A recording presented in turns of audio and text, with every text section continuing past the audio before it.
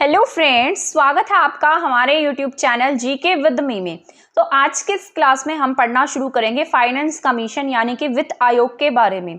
इस क्लास में हम जानेंगे कि हमारा जो सेंटर लेवल पर वित्त आयोग है वो कैसे काम करता है। इसमें मैंने यहाँ पर जो आपका राज्य स्तर पर जो वित्त आयोग है उसके भी कुछ पॉइंट्स ऐड कर दिए हैं जो आपके एग्जाम के पॉइंट ऑफ व्यू से जरूरी रहने वाले हैं। चाहे आप किसी भी स्टेट का एग्जाम दे रहे हैं, चाहे आप सेंटर का एग्जाम दे रहे हैं या आप हरियाणा का एग्जाम दे रहे हैं, सभी एग्जाम के पॉइंट ऑफ व्यू से जरूरी है। बट मैंने ये आपके हरियाणा सीईटी के जो सिलेबस में गिवन है वहां से निकाला इस टॉपिक को। बट वैसे आप चाहे कोई भी एग्जाम दे, चाहे आप चंडीगढ़ पुलिस का एग्जाम दे रहे हैं, दिल्ली पुलिस का एग्जाम दे रहे हैं, एसएससी का एग्जाम दे रहे हैं, सभी एग्जाम के पॉइंट ऑफ व्यू से ये जो टॉपिक है वो इंपॉर्टेंट है। ठीक है, इसके साथ साथ मैं आपको बता देती हूँ कि मैंने ईवीएस की क्लासेस भी स्टार्ट की हुई हैं और ईवीएस हमारी जो है ना वो कंप्लीट होने वाली है। मतलब पॉल्यूशन के टॉपिक मैंने आपको 2-3 टॉपिक्स कवर करा दिए हैं, साथ साथ बहुत सारे पहले भी मैं आपको ईवीएस के टॉपिक्स करा चुकी हूँ। अगर आपने हमारी वो क्लासेस नहीं देखी हैं तो आप हमारे चैनल पर जाकर प्लेलिस्ट बनी हुई है वहां से चेक कर सकते हैं। चाहे आप कोई भी एग्जाम दे रहे हो, सभी एग्जाम के पॉइंट ऑफ व्यू से जरूरी रहेंगी वो क्लासेस। चाहे आप एचसीएस का भी एग्जाम देंगे ना आगे आने वाले टाइम में, तो वहां के लिए भी ये क्लासेस बहुत इंपॉर्टेंट रहने वाली हैं, क्योंकि एचसीएस के एग्जाम में भी एनवायरनमेंट से क्वेश्चंस पूछे जाते हैं, जैसे यूपीएससी में पूछे जाते हैं। अगर आपने अब की बार यूपीएससी का पेपर देखा होगा तो वहां पर क्वेश्चंस पूछे गए थे। तो इस तरीके से सभी आपके जो आप कोई भी एक एग्जाम की तैयारी करते हैं तो उस सभी में वो टॉपिक्स काम आ जाता है, बट आपको वहां थोड़ा सा डिटेल में पढ़ना पड़ता है और कुछ नहीं।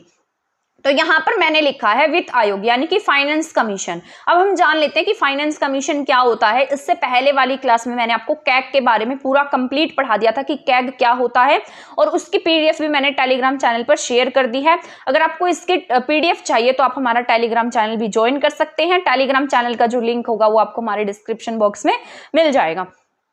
जो वित्त आयोग है ये क्या होता है, ये एक संवैधानिक संस्था होती है, इसे हम कॉन्स्टिट्यूशनल बॉडी कहते हैं। ठीक है, यानी कि कैसी संस्था है, संवैधानिक संस्था है। अब मैं आपको ये बता देती हूँ, कई बच्चों को तो ये भी नहीं पता होगा कि संवैधानिक संस्था होती क्या है। अब इसका मतलब ये होता है, संवैधानिक जहां भी लिखा होगा उसका मतलब ये होगा कि उसका कहीं ना कहीं हमारे संविधान में क्या दिया गया है, आर्टिकल दिया गया है, तभी हम उसे क्या कहते हैं कि वो कैसी संस्था है, कॉन्स्टिट्यूशनल बॉडी है या संवैधानिक संस्था है, जिसके बारे में हमारे संविधान की जो किताब है वहां पर लिखा गया है, कंप्लीट तरीके से बताया गया है, उसका कोई ना कोई आर्टिकल है। तो आर्टिकल नंबर 280 किसका आर्टिकल है, वित्त आयोग के बारे में बताता है। इसके अंतर्गत अर्ध न्यायिक निकाय, इसे क्या कहा गया है, मतलब 280 आर्टिकल के तहत अर्ध न्यायिक निकाय के रूप में वित्त आयोग का गठन किया गया है। अब इसे अर्ध न्यायिक निकाय क्यों कहा जाता है, क्योंकि ये थोड़ा बहुत किसकी तरह काम करता है, जो भी हमारी न्यायिक प्रक्रिया होती है उसकी तरह काम करता है। यहाँ पर जो हाई कोर्ट्स वगैरह होता है उसके सदस्य इसमें शामिल होते हैं, इसके कुछ पावर्स दी गई होती है जो किसकी तरह काम करेंगी, हाई कोर्ट्स वगैरह की तरह काम करती है। तो आर्टिकल 280 के तहत हमारे यहाँ पर किसका गठन किया गया, वित्त आयोग का गठन किया गया है। वित्त आयोग कैसी संस्था है, संवैधानिक संस्था है। ठीक है, तो आर्टिकल 280 के अंतर्गत अर्ध न्यायिक निकाय के रूप में वित्त आयोग का गठन किया गया है, ये बात आपको याद रख लेनी है। हमारे जो फर्स्ट लॉ मिनिस्टर थे, यानी कि पहले जो हमारे कानून मंत्री थे, आप सभी जानते हैं बी.आर. अम्बेडकर जी, इन्होंने क्या कहा था कि आपके यहाँ पर हमें क्या बनाना चाहिए, वित्त आयोग का गठन करना चाहिए। तो 1951 में इन्होंने रेकमेंड किया और 1952 में हमारा क्या बन गया, वित्त आयोग बन गया। ठीक है, तो आपको ये बात याद रख लेनी है। मतलब इसमें ये कहा गया है कि आपके जो आर्टिकल 280 है यहाँ पर लिखा गया, आगे मैंने पॉइंट लिखा है, यहाँ पर एक्सप्लेन कर देती हूं आपको। ठीक है, आर्टिकल 280 में लिखा गया था कि हर 5 साल पर केंद्र सरकार को वित्तीय सलाह देने के लिए एक वित्त आयोग की क्या की जाएगी, नियुक्ति की जाएगी। तो हर 5 साल पर किसकी नियुक्ति की जाती है, वित्त आयोग की नियुक्ति की जाती है। तो ये सब बातें किसमें कही गई हैं, 280 में कही गई हैं। आर्टिकल 280 में कहा गया है कि हर 5 साल पर जो केंद्र सरकार है उसको वित्तीय सलाह देने के लिए, यानी कि फाइनेंस से रिलेटेड जो सलाह होगी वो कौन देता है, हमारे यहाँ पर वित्त आयोग देता है। और ऐसा माना जाता है कि यहाँ पर जो वित्त आयोग है इसकी जो सलाह है वो 99.9% मानी जाती है। एक कोई 0.1% होता है जब इसकी बात नहीं मानी जाएगी, बट ऐसा भी नहीं है कि ये बाध्यकारी, हम इसकी सलाह माननी ही माननी है। ये सिर्फ एक सलाहकारी निकाय होता है, ये सिर्फ सलाह देने का काम करता है। ऐसा नहीं है कि संसद इसकी बात को लेकर मतलब एक तरीके से बाध्यकारी होगी। अगर जो संसद है, मान लीजिए जो आपका ये निकाय है, अगर ये बाध्यकारी हो जाएगा, अगर ये बाध्यकारी हो तो सरकार को सारी बात इसकी माननी पड़ेगी और ये क्या होगा, मतलब सर्वोच्च हो जाएगा एक किस्म से। इसीलिए हमने क्या किया, इसकी जो सलाह है उसे बाध्यकारी ना कहकर सलाहकारी किया है, ताकि हम इसकी सलाह को मानने के लिए क्या ना हो, बाध्यकारी ना हो। ये केवल क्या है, सलाहकारी निकाय के रूप में काम करता है। यहाँ पर लिखा है सबसे पहली बार 1951 में केसी नियोगी सबसे पहले वित्त आयोग के अध्यक्ष पूछे जाए तो आप क्या टिक करेंगे, केसी नियोगी टिक करेंगे। तो केसी नियोगी क्या थे, इसके पहले हेड बने थे। तो ये इंपॉर्टेंट पॉइंट है, हमें क्या पढ़ना होता है, एक तो ये पढ़ना होता है कि सबसे पहले वाले हेड कौन रहे हैं, इसके बाद हमें ये भी पढ़ना होता है कि जो आपके यहाँ पर एट प्रेजेंट जो इसके हेड कौन है या एट प्रेजेंट जो इससे पहले कौन थे। तो बस इतनी ही बातें हमें जाननी होती हैं जो हमारे एग्जाम के पॉइंट ऑफ व्यू से जरूरी होती है। ये नहीं है कि पूरे के पूरे 15 के 15 हम वित्त आयोग के अध्यक्ष को रट्टा मार लें, क्योंकि वो हमारे इंपॉर्टेंट भी नहीं रहने वाले हैं। एक तो हमारे जो पहला इंपॉर्टेंट होता है, एक जो एट प्रेजेंट है वो इंपॉर्टेंट होता है, ज्यादा से ज्यादा उससे पहले वाले का जो टेन्योर था उसके बारे में जान सकते हैं। तो आपको ये बात याद रखनी है कि केसी नियोगी क्या है, इसके पहले हेड बने थे। इसमें क्या होता है 1+4 मेंबर्स हैं। 1 क्या होते हैं, इसमें 1 हेड होंगे और 4 क्या होंगे, अदर्स मेंबर होंगे। ठीक है, ये बात आपको याद रखनी है। एक क्या होता है, इसमें हेड होता है, अध्यक्ष होता है, साथ साथ इसमें 4 मेंबर्स होते हैं, अदर मेंबर्स होते हैं। 281 के तहत क्या है, प्रावधान है कि जो वित्त आयोग है वो राष्ट्रपति द्वारा क्या होगा, नियुक्त होगा। ठीक है, नियुक्त किए जाने वाले उसमें क्या होंगे, एक अध्यक्ष होंगे और 4 अन्य सदस्यों से मिलकर बनेगा। तो ये किसमें कहा गया है, आर्टिकल 281 में कहा गया है कि क्या होगा, आपके यहाँ पर एक वित्त आयोग होगा और उसकी नियुक्ति किसके द्वारा की जाएगी, हमारे राष्ट्रपति जी के द्वारा की जाएगी। इसमें हमारे एक अध्यक्ष होंगे, साथ साथ इसमें 4 सदस्य होंगे। ठीक है, सॉरी मैं एक बार मुझे साइड में कर लेती हूँ, कभी आपको प्रॉब्लम हो। ठीक है, इसके बाद उनका कार्यकाल जो है वो राष्ट्रपति के आदेश के तहत होता है, उनकी पुनर्नियुक्ति भी हो सकती है। वैसे तो इनका कार्यकाल 5 साल तक माना जाता है, बट जब तक मतलब अगर राष्ट्रपति चाहे, राष्ट्रपति का आदेश हो तो वो दोबारा भी क्या हो सकते हैं, नियुक्त हो सकते हैं, उनका कार्यकाल बढ़ाया जा सकता है।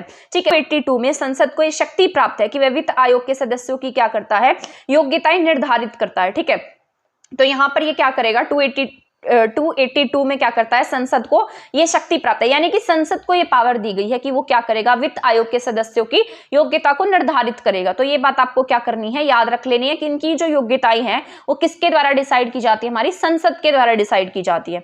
तो ये बात आपको याद रखनी है। इसके बाद इसके जो अध्यक्ष होंगे, अब इनकी जो योग्यताएं हैं वो मैंने यहाँ पर लिखी है कि इनकी क्या क्या पावर्स होंगी, क्या क्या इनकी योग्यताएं होंगी, सॉरी पावर्स नहीं, योग्यताएं क्या क्या होंगी, इनकी क्वालिफिकेशंस क्या क्या होंगी। क्योंकि हमारे संविधान में बहुत सारे ऐसे पद है जिनकी क्वालिफिकेशन नहीं लिखी गई है और बहुत सारे ऐसे पद है जिनकी क्वालिफिकेशन लिखी गई है। तो इनकी क्वालिफिकेशन लिखना बहुत ज्यादा इंपॉर्टेंट है, किससे रिलेटेड है, पैसे से रिलेटेड है। तो इसलिए इन्होंने ऐसी योग्यता इसमें लिखी हैं जो मतलब बहुत बड़े बड़े पदों पर जो शामिल हैं, जिन्हें बहुत ज्यादा नॉलेज है किसी चीज की। तो यहाँ पर एक बात आपको याद रखनी है, किसके जो अध्यक्ष होंगे, यहाँ पर ये पॉजिटिव बात है, मेंबर्स की योग्यताएं बहुत ज्यादा बताई गई हैं और इसके जो अध्यक्ष हैं उनकी बहुत ज्यादा रिस्ट्रिक्शंस यहाँ पर नहीं कही गई। यहाँ पर जो अध्यक्ष होंगे वो क्या होंगे, सार्वजनिक मामलों के अनुभवी होंगे, यानी कि उन्हें जो समाज वगैरह है उसका ज्ञान क्या होगा, बहुत ज्यादा होगा, जिन्होंने ग्राउंड लेवल पर रहकर बहुत ज्यादा काम किया है, सार्वजनिक मामलों की जिन्हें क्या है, एक्सपीरियंस बहुत ज्यादा है। तो ये क्या होंगे, इसके हेड होंगे। बाकी इनके लिए कोई भी और योग्यता निर्धारित नहीं कही गई है। बट और जो 4 मेंबर्स होंगे उनमें से क्या होगा, इसमें से एक क्या होगा, यहाँ पर हाई कोर्ट का न्यायाधीश या इस पद के बराबर होगा। तो यहाँ पर ये इंपॉर्टेंट बात है, ये आपसे 4 जो ऑप्शंस होते हैं वो बनाकर पूछ लिया जाएगा। ये किसी भी एग्जाम में पूछ सकता है, ये मत सोचना कि आपके HSSC CET मेंस में ही पूछा जाएगा। जब आप कोई भी एग्जाम देंगे, चाहे आप HCS का भी एग्जाम दे रहे हैं ना, उसमें भी ऐसे क्वेश्चन पूछे जाते हैं। मैंने आपको कैक का जो टॉपिक कराया था उसमें जो कमेटी बताई थी PAC, वहां से भी क्वेश्चन आपके आया हुआ था। तो इसको बहुत इजीली मत लेना, क्योंकि ये सभी एग्जाम्स के पॉइंट ऑफ व्यू से जरूरी है। आप कोई भी एग्जाम की प्रिपरेशन कर रहे हैं तो उसके पॉइंट ऑफ व्यू से ये जरूरी रहने वाला है। यहाँ पर मैंने लिखा है किसी हाई कोर्ट का न्यायाधीश या उस पद के बराबर हो। यहाँ पर एक बात क्या है, यहाँ पर क्या होगा, वो जो भी मेंबर होगा वो क्या होगा, हाई कोर्ट का या तो न्यायाधीश हो या उसके बराबर की योग्यता रखता हो। ठीक है, उसे उतनी ज्यादा नॉलेज होनी चाहिए। इसके बाद भारत के लेखा और परीक्षण मामलों का ज्ञाता हो, यानी कि जो अकाउंटिंग वगैरह है, फाइनेंस वगैरह है, उसके बारे में बहुत ज्यादा उसको जानकारी होनी चाहिए, बहुत ज्यादा नॉलेजेबल पर्सन होना चाहिए, वो विशेष ज्ञाता होना चाहिए उसका। एक ऐसा व्यक्ति जिसे प्रशासन की जानकारी हो, प्रशासन और वित्तीय मामलों की जानकारी हो। इसमें हम जैसे प्रशासन की जानकारी की बात करते हैं तो यहाँ पर आपके IAS अफसर आ सकते हैं। ठीक है, IAS रैंक के अधिकारी इसमें शामिल होंगे। इसके साथ साथ एक ऐसा पर्सन इसमें शामिल किया गया है जिसे अर्थशास्त्र की नॉलेज होगी, यानी कि जिसको इकोनॉमी की बहुत ज्यादा नॉलेज हो। ठीक है, तो ये बात आपको याद रखनी है। जैसे हमारे डॉक्टर मनमोहन सिंह थे जिन्हें इकोनॉमी की बहुत ज्यादा नॉलेज थी, तो उसी तरीके का कोई पर्सन यहाँ पर होगा जिसे इकोनॉमी की बहुत ज्यादा क्या होगी, नॉलेज होगी। तो यहाँ पर इन सबको ऐड किया गया। तो इसकी 4 योग्यताएं हमने पढ़ी है। सबसे पहले हमने पढ़ा है जो इसके मेन हेड होंगे, मेन हेड हैं तो वो क्या है, उन्हें सार्वजनिक जो भी मामले हैं उनकी जानकारी होनी चाहिए, जो भी समाज वगैरह है ग्राउंड लेवल पर रहकर जिन्होंने काम किया हो। इसमें से हाई कोर्ट के बराबर की उनको जानकारी होनी चाहिए, फाइनेंस की जानकारी होनी चाहिए, जो भी अकाउंटिंग वगैरह है उसकी जानकारी होनी चाहिए। ठीक है, साथ साथ उन्हें इकोनॉमिक्स की बहुत ज्यादा जानकारी होनी चाहिए, कोई आईएएस लेवल का अधिकारी होना चाहिए। तो ये सारे के सारे क्या हैं, इसके मेंबर्स की योग्यताएं हैं। तो आपको ये बातें याद रख लेनी है। ठीक है, ये 4 के 4 पॉइंट्स आपको याद रखने हैं, आपसे ऑप्शंस बनाकर भी पूछे जा सकते हैं। इसके बाद यहाँ पर है मेन पॉइंट, आर्टिकल 275 के तहत भारत की संचित निधि में से राज्यों के राजस्व में सहायता अनुदान को शासित करने वाले सिद्धांत के बारे में जानकारी दी गई है। मतलब इसमें बस ये बात कही गई है, आर्टिकल 275 में ऐसा कहा गया है कि ये जो जितना भी पैसा वगैरह दिया जाएगा वो कहां से दिया जाएगा, भारत की संचित निधि से दिया जाएगा। ठीक है, तो ये आर्टिकल 275 में ये बात कही गई है, क्योंकि बात ही किसकी करता है, पैसे की बात करता है, पैसे के बंटवारे की बात करता है। अब यहाँ पर बस वही बात मैंने अभी आपको बताई थी और वही मैंने यहाँ पर लिखी है कि जो वित्त आयोग है उसकी जो सलाह है वो कैसी होगी, यहाँ पर बाध्यकारी नहीं होकर कैसी है, सलाहकारी है, कि चाहे कोई माने या ना माने, मतलब उनकी मर्जी है, मान भी सकते हैं नहीं भी मान सकते, बट 99.9% केसेस में ऐसा होता है कि वहां पर उनकी सलाह को मान लिया जाता है।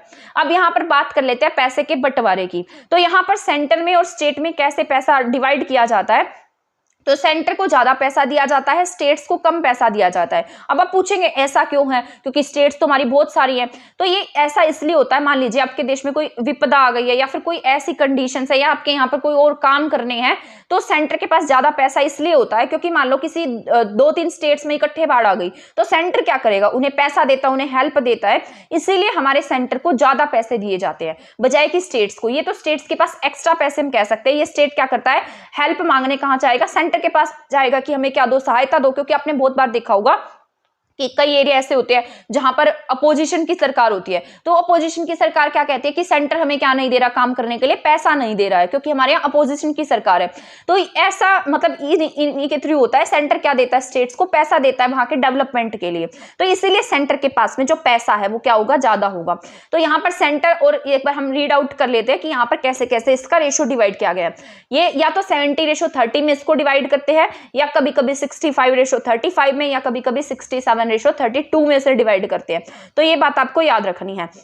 अब यहाँ पर जिसका अध्यक्ष होगा वो 2 साल पहले ही नियुक्त कर दिया जाता है। मतलब वो क्या कर देता है, 2 साल पहले उसे नियुक्त कर दिया जाता है, बता दिया जाता है कि ये यहाँ के क्या होंगे, हेड होंगे, और वो 2 साल पहले क्या करेंगे, पूरी की पूरी इकोनॉमी को क्या करते हैं, स्टडी करते हैं कि इसमें ये है, फिर वो अपनी रिपोर्ट देते हैं। इसके बाद 2025 में हेड बनना है, तो 2023 में ही उसे नियुक्त कर दिया जाएगा, और वो क्या करते हैं, वहां की केस स्टडी करने लग जाते हैं। तो ये बात आपको याद रख लेनी है। ठीक है, तो इसके बाद हम नेक्स्ट पढ़ते हैं सेंटर प्लस और क्या काम करता है वित्तीय आयोग। ये सेंटर और जो स्टेट है उसको जो भी टैक्स से प्राप्त जो आय है उनका क्या करेगा, बंटवारा करता है। तो ये बात आपको याद रख लेनी है कि ये क्या करेगा, सेंटर और स्टेट के बीच में टैक्स से प्राप्त आय का बंटवारा करता है। अब यहाँ पर वित्त आयोग की जो शक्तियां हैं, ये एक ही बात लिखी है मैंने, अपनी रिपोर्ट प्रस्तुत करता है। ये अपनी रिपोर्ट देगा, किसको देगा, राष्ट्रपति को देगा। राष्ट्रपति किसके सामने प्रस्तुत करेगी, इसे संसद के सामने, और संसद फिर इस पर क्या करती है, विचार करती है। अगर सही होती है तो फिर वो इसको मतलब फाइनलाइज कर देती है। अब यहाँ पर मैंने लिखा है पहले अध्यक्ष कौन थे, यहाँ पर केसी नियोगी जी थे। 1951 में इसका मतलब बनाए गए थे, और 1952 से 1957 तक रहे थे ये, क्योंकि पहले थे। तो इनका नाम क्या है, यहाँ पर केसी नियोगी है। इसके पहले अध्यक्ष कौन है, केसी नियोगी हैं। 14th नंबर के कौन थे, वाईवी रेड्डी थे, जो 2015 से 2020 तक रहे। ठीक है, कब आए हैं, 2015 में आए हैं। तो रिपोर्ट कब बनाई इन्होंने, 2013 में ही काम करने लग गए थे। ठीक है, 2013 से 2015 में इन्होंने अपनी रिपोर्ट दी होगी, और 2015 से 2020 तक लागू रही वो। इसके बाद ये क्या करते हैं, इकोनॉमी का मतलब पहले नियुक्त होने से पहले ये क्या करते हैं, इकोनॉमी का पूरी तरीके से मतलब उसको देखते हैं, फिर अपनी एक रिपोर्ट बनाते हैं, फिर वो रिपोर्ट राष्ट्रपति को देते हैं, फिर वो राष्ट्रपति उसके ऊपर क्या करता है, विचार करता है। अब यहाँ पर बात आ जाती है 15th की। 15 अब एट प्रेजेंट है ये। अब हमारे यहाँ पर 15वां वित्त आयोग चल रहा है, और इसके अध्यक्ष कौन है, एन के सिन्हा है। ये आपको याद रखना है, एट प्रेजेंट इसके अध्यक्ष कौन है, एन के सिन्हा है। ये 2020 से 2025 तक रहेंगे और अभी जो 2023 में नए बन जाएंगे, ठीक है, 2023 के लास्ट में आकर बनेंगे और उनकी नियुक्ति वगैरह हो जाएगी। वो क्या करेंगे, उसकी रिपोर्ट वगैरह बनाएंगे, फिर वो 2025 तक अपनी रिपोर्ट तैयार करेंगे, इकोनॉमी के ऊपर पूरा का पूरा डिस्कस करेंगे, फिर अपनी रिपोर्ट देंगे, तो उसके बाद वो नए बनेंगे 2025 में। इसके बाद यहाँ पर इन्हें नवंबर 2017 में नियुक्त हुए थे ये, ठीक है, और 2020 से 25 तक रहे हैं। अब तक कुल 15 वित्त आयोग गठित किए जा चुके हैं। तो ये बात आपको याद रखनी है कि कितने वित्त आयोग बन चुके हैं, अब तक 15 वित्त आयोग बन चुके हैं। इसके साथ साथ मैंने आपको बताया था कि वित्त आयोग के अध्यक्ष के साथ साथ इसमें 4 सदस्य भी हैं, उनके नाम भी हम पढ़ लेते हैं कि इसमें कौन से 4 सदस्य रहने वाले हैं। जैसे श्री अजय नारायण झा है, तो पहले कौन है, अजय नारायण झा, प्रोफेसर अनूप सिंह, डॉक्टर अशोक लाहिड़ी और डॉक्टर रमेश चंद्र। तो ये चारों क्या है, इसके अदर्स मेंबर है। इसमें पहले डॉक्टर शक्तिकांत दास भी थे, बट बाद में वो आरबीआई के गवर्नर बना दिए गए, तो यहाँ पर नए ऐड हो गए हैं। तो श्री अजय नारायण झा है, इसके साथ साथ अनूप सिंह है, अशोक लाहिड़ी है और साथ साथ डॉक्टर रमेश चंद्र है। ये बातें सारी आपको याद रख लेनी है, ठीक है। तो मैंने आपको आज की इस क्लास में क्या क्या पढ़ाया, 280 में इसके बारे में दिया गया है कि 280 में हम क्या करेंगे, वित्त आयोग का गठन करेंगे। 1951 में इसका निर्माण बनाया गया था, इसको वित्त आयोग को। इसके पहले अध्यक्ष कौन थे, केसी नियोगी थे। मतलब बाबा साहब अम्बेडकर के कहने पर हमने इसका गठन कर दिया, ठीक है। और इसके बाद में यहाँ पर जैसे इसमें इनकी कुछ क्वालिफिकेशंस दी गई हैं। क्वालिफिकेशन कौन डिसाइड करता है, संसद डिसाइड करती है। और इनकी जो सलाह होती है वो कैसी होती है, सलाहकारी होती है, बाध्यकारी नहीं होती है। तो ये सारी की सारी बातें आपको याद रखनी है। इसके इधर 4 सदस्य डॉक्टर अजय नारायण है, अनूप सिंह है और अशोक लाहिड़ी हैं, साथ साथ रमेश चंद्र हैं। ये बात आपको याद रख लेनी है, ठीक है। इसके बाद नेक्स्ट पॉइंट है राज्य वित्त आयोग। राज्य वित्त आयोग इसलिए पढ़ा रही हूँ क्योंकि ये आपके सिलेबस के पॉइंट ऑफ व्यू से जरूरी हो सकता है और ये कई बार एग्जाम में पूछ लिया जाता है, ठीक है। तो यहाँ पर कुछ ही पॉइंट्स हैं जो आपको जानने जरूरी हैं। जैसे आर्टिकल 243 आई एंड 243 वाई, आई और वाई में राज्य वित्त आयोग की बात कही गई है, वहां पर 280 में कही गई है, ठीक है। इसके बाद आयोग के गठन की बात कही गई है कि क्या करेंगे, ये राज्य वित्त आयोग का गठन करेंगे। प्रत्येक 5 साल पर क्या बनाया जाएगा, राज्यपाल द्वारा एक जो वित्त आयोग है उसको मतलब नियुक्त किया जाएगा। तो वहां पर राष्ट्रपति जी नियुक्त करते हैं, यहाँ पर कौन नियुक्त करेगा, आपके राज्यपाल नियुक्त करेंगे। जो आपका जो सेंटर वाला वित्त आयोग है वो किसको पैसा देता है, स्टेट्स को पैसा देता है और आपके जो केंद्र सरकार है उसको पैसा बंटवारा करता है। बट यहाँ पर अलग बात है, जो राज्य वित्त आयोग है उसका क्या काम है, वो पंचायतों के बीच में, नगर पालिकाओं के बीच में क्या करता है, ये पैसे की जो समीक्षा है वो करता है। बाद में पैसे का बंटवारा करेगा, देखेगा कि कहां पर कितने पैसे देने की नीड है। तो ये सब काम राज्य वित्त आयोग के द्वारा किए जाते हैं। राज्य वित्त आयोग में एक अध्यक्ष होगा, साथ साथ सदस्य सचिव होते हैं और इसके साथ साथ अन्य सदस्य भी इसमें शामिल होते हैं। तो राज्य वित्त आयोग आपके एग्जाम के पॉइंट ऑफ व्यू से मुझे लगता है कि ज्यादा जरूरी रहेगा। इसके साथ साथ केंद्र सरकार द्वारा निर्धारित जो आपका राज्य वित्त आयोग है वो किसके कहने पर काम करता है, आपके केंद्र सरकार के कहने पर काम करता है। एचएसएससी ने पहले भी राज्य वित्त आयोग से क्वेश्चंस पूछे हैं और एट प्रेजेंट जो आपके हरियाणा के जो राज्य वित्त आयोग है वो पी राघवेंद्र राव हैं, कुछ समय पहले ही नियुक्त हुए हैं। ये किसके आधार पर काम करता है, मतलब जैसे जो केंद्र सरकार गाइडलाइंस देती है उनकी सिफारिश पर यह काम करता है जो आपके राज्य वित्त आयोग है। अब यहाँ पर जो पैसा है वो कहां से जाता है, जो राज्य की संचित निधि होती है वहां से इसमें पैसा बंटवारा, मतलब पैसे का बंटवारा किया जाता है। वहां पर जो सेंटर की संचित निधि है उसके तहत जो पैसा दिया जाएगा, ठीक है। जो सेंटर में जो भी संचित निधि जमा हो रही है, जितने भी टैक्सेस वगैरह जमा हो रहे हैं, अब यहाँ पर राज्य भी तो आपके टैक्स कलेक्ट करता है। कुछ टैक्सेस ऐसे होते हैं जो सिर्फ राज्य में रहते हैं, जो राज्य की संचित निधि में शामिल होते हैं, जिससे राज्य अपने जो भी एमएलएस वगैरह उनको क्या करता है, सैलरी वगैरह देता है और अदर काम करता है। तो यहाँ पर जो राज्य की संचित निधि है वहां पर उससे पैसा बांटा जाएगा और ये पैसा किसे दिया जाएगा, आपके यहाँ पर जितने भी पंचायती राज संस्थाएं हैं, नगर निकाय हैं, इनको पैसा दिया जाएगा, ठीक है। और एट प्रेजेंट आपके हरियाणा के जो आपके वित्त आयोग के अध्यक्ष है उनका नाम है पी राघवेंद्र, ठीक है। तो आपको याद रखना है क्या नाम है इनका, पी राघवेंद्र। इन्होंने अपनी रिपोर्ट दी थी थोड़े टाइम पहले ही, किसे, आपके राज्यपाल को। तो आपको ये सारी बातें याद रख लेनी है। आज की क्लास आपकी यहाँ कंप्लीट हो गई है जिसमें मैंने आपको सारा का सारा फाइनेंस कमीशन अच्छे से पढ़ा दिया है। आई होप कि आपके लिए इंपॉर्टेंट रही होगी और आप इसको एक बार रीड आउट कर लेना अच्छे से। तो इसमें से मुझे नहीं लगता कि आपका कोई क्वेश्चन रहने वाला है। इसमें मैंने आपको सारे इंपॉर्टेंट पॉइंट जितने भी थे ना वो सारे आपको पढ़ा दिए हैं। तो तो अगर आपको इसका PDF चाहिए तो आप हमारा टेलीग्राम चैनल ज्वाइन कर सकते हैं, वीडियो को शेयर कर सकते हैं और वीडियो को लाइक करना नहीं भूलिएगा। वीडियो को लाइक करते हुए बहुत कंजूसी करते हैं, ठीक है, तो वीडियो को लाइक कर दीजिएगा, शेयर कर दीजिएगा। मेरे चैनल को सब्सक्राइब नहीं किया तो सब्सक्राइब कर दीजिएगा। तो मिलते हैं हमारी नेक्स्ट क्लास में नेक्स्ट टॉपिक के साथ। आपका जितना भी HSSC CET मेंस में जितनी भी पॉलिटी के चैप्टर दिए गए थे वो सारे मैंने आपको आज कंप्लीट करा दिए हैं। तो हमारे जो हमारा डिजास्टर है ना वो भी कंप्लीट हो गया, साथ साथ हमारी पॉलिटी भी कंप्लीट हो गई। अब हम बात करेंगे, अब हम EVS भी कुछ टाइम में कंप्लीट कर देंगे। तो आपके 3 जो टॉपिक्स है ना, 3 चैप्टर्स हैं, 3 सब्जेक्ट है, वो मैंने आपको कंप्लीट करा दूंगी। तो 2 तो मैं आपको करा ही चुकी हूँ, तीसरा भी बहुत जल्दी हो जाएगा। तो तब तक आप हमारे चैनल के साथ बने रहें। मिलते हैं हमारी नेक्स्ट क्लास में नेक्स्ट टॉपिक के साथ। तब तक के लिए बहुत धन्यवाद।